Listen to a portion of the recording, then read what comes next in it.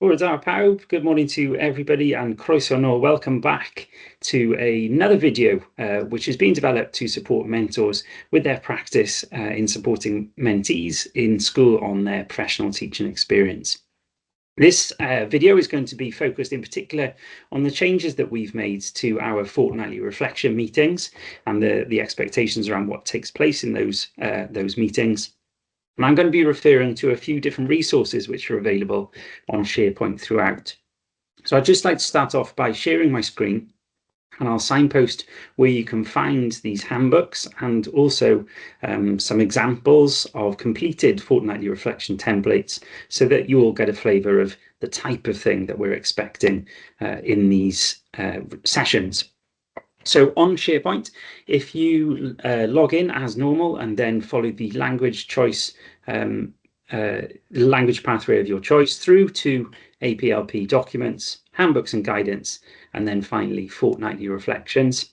In here, you will find an example or exemplar for primary and also secondary, and then fortnightly reflection guidance. So I'm going to start off by looking at this guidance booklet. As you can see, we have put in quite a lot of information in this document, and I'll talk through this in just a second. But importantly, it is noteworthy why we have made these changes. So just as a bit of background, the QA work that mentors and senior mentors have embarked upon over the last academic year has highlighted that some of the student teachers' reflections previously had been potentially superficial in these meetings, slightly surface level reflections. So we've made some changes to address that. Obviously, this is part of our wider strategic plan to improve and develop student teachers' ability to reflect upon practice. So those two things can be found in this rationale for change on page 2 of this booklet. But I'm going to move along to the structure of the meetings. And in particular, these can be whittled down into 3 sort of key parts. So the first is this idea that the student teachers and mentors identify a problem. Now, the word problem isn't to be associated in a negative sense, but is to be something which can be unpacked or discussed in more depth. It might be something that the student teacher is keen to develop. It might be something that the mentor has noticed there's a particular need for the learners, and therefore the student teacher needs to perhaps develop a particular area of their pedagogy to meet that need. So this idea of a problem is central to this process. And in particular, in the first sort of stage, if you like, or the first part of this process, student teachers identify and then unpack the problem in terms of a discussion, what it looks like, the reasons for it, so forth. Then they think about ways it could be addressed, and I'll come on to explain exactly what that looks like. And then finally, to consider how they reflect upon this whole process of identification of a problem, the addressing or action that's been taken, and finally the extent to which it has had the desired impact. Now, this graphic, if I scroll down, sums up the stages for this process, and this is the template itself. So when student teachers log on to their PLP, which is where this template is stored, this will be visible to them, and this can be referred to throughout the meetings. First of all, as I said, the first stage, so this takes place in every meeting, a problem is identified, and I would encourage all mentors to consider the evidence base for that. So learning journals, if there are any reports on student teachers at this stage. Also, it might be lesson plans. It might be conversations that the student teachers had with other members of staff in the school, which is fed into this identification. The second stage then is a planned action that's to take place. So an action which is implemented. So that could be a particular action which is agreed upon by mentors and mentees. Then they'll discuss how they will know if this intervention has had the desired impact. And then finally, in the following fortnight's reflection meeting, student teachers and the mentor would reflect on the process that had taken place. So in that fortnightly period, the intervention they'd put in place, they'd reflect on that and also review the learning.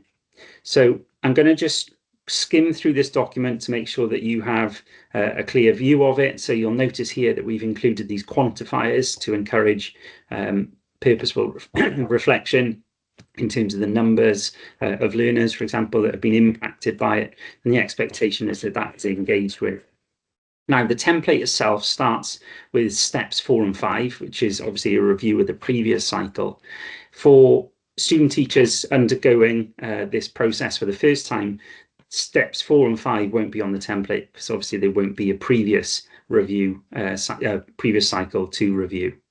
So moving on to the first stage, and this is where mentors and mentees are going to start, you will see that there are a number of prompts. Now, these prompts have been put together to support the conversations, and indeed, when the student teachers type into the box on their PLP, they'll be able to use some of these prompts to really think deeply about what the problem is that they've identified.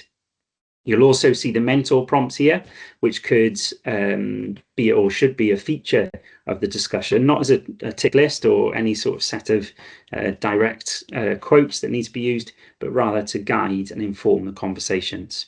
Now, the student teachers would then write a summary of this discussion with a maximum of 250 words.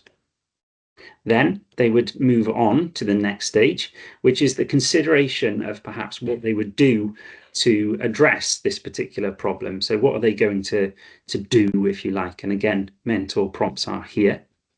There are also some impact statement prompts to consider what success would look like, how would they know if the intervention had the desired impact, and so on. Now, again, a summary of this discussion is to be written in the box on the PLP underneath, and the language that's used there in those prompts can be drawn down if helpful.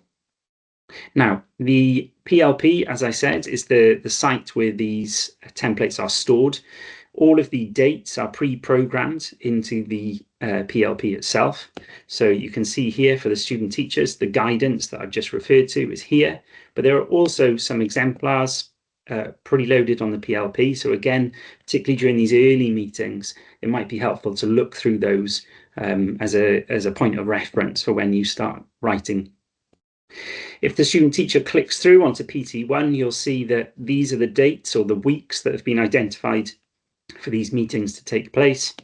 And when the student teachers click onto this, you will see the template here in its entirety. And this is where the student teachers can type their reflections and discussions. I hope this video has been helpful in supporting your mentoring practice and supporting student teachers with this process of reflection. We know that reflection is key for the student teachers to make progress, and it's vital that we move beyond just using the word superficially, and we really consider the most effective ways for student teachers to reflect upon learners' learning and indeed their own practice. Anyway, until next time, thank you all ever so much for your support, and I will see you again soon. Diolch yn fawr.